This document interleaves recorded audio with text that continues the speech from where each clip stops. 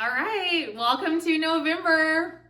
We are wearing cozy sweaters for our new crisp fall weather, and boy, that time change really put us in a different mindset. So, all right, let's jump into it. We are going to cover our charts like we always do. We've got them in a different order, same material, but different order, different numbers.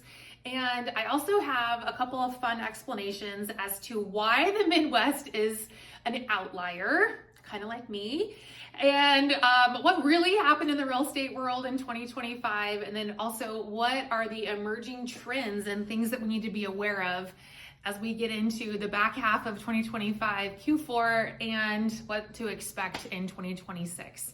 So stay tuned. All right, here we go.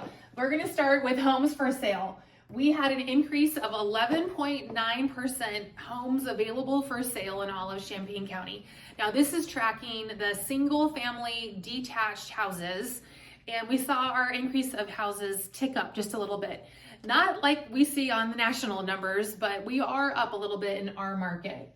On closed units, we're down 4.6% this October versus last October for a total of 146 home sales. And when we look at our average sales price, we climbed 4.4% to an average of $271,000 and some change.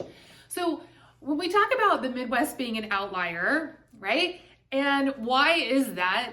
We're an outlier because unlike other parts of the country, we are seeing a steady increase in our home values. We don't have those drastic highs and lows like some of the other states do, but we are seeing continued growth, which is good. Why is that? Our economy is growing, our incomes are increasing, homes are still affordable, and we did not have that dramatic increase in number of supply of houses during the pandemic years as everybody else did.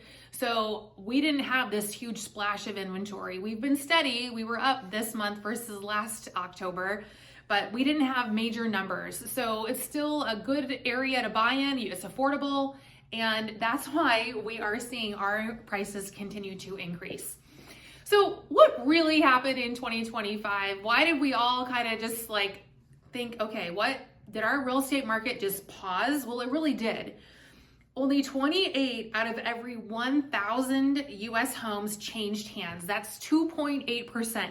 They have not seen numbers that low since the mid 1990s. So if it felt like the real estate market was really slow this year, it actually was. It's the slowest it's been since the mid 1990s. All right, so what is the emerging trend? And oh, one more thing, interest rates. I have to acknowledge this. Yes, they did come down, and what we saw was really not what we anticipated. Yes, more buyers came into the market, but we're starting to see more sellers come into the market as well. So with these lower interest rates, we probably aren't going to see the big spike as we've seen in prices when we've seen an interest rate drop before. That's because sellers who are now thinking, okay, it's worth it for me to get back into the real estate market and sell because they had that really low interest rate. It's now making more sense for them, okay? So hopefully the rates will continue to balance our market out and we can see some changes going forward. So what are we seeing happening? What are some of the trends that we're seeing? Well, this is different. We haven't really seen this before, but sellers are looking for a reason to sell. Buyers need to sell. We're kind of in this interesting spot in the market, and what as a result of that is 15% of all houses that are under contract are actually falling through. Meaning you've put your house on the market, you've got a contract, so buyer and sellers match up on terms and on price. The home inspection happens, and 70% of the reasons why houses are falling under contract is due to a home inspection. Buyers and sellers they're at reaching a standstill. They're not coming to terms on making a bunch of repairs or giving some concessions. There's not enough reason, and so we're reaching a stalemate, and houses are falling out of contract at rates never like this before. 15% of houses that are under contract are falling out.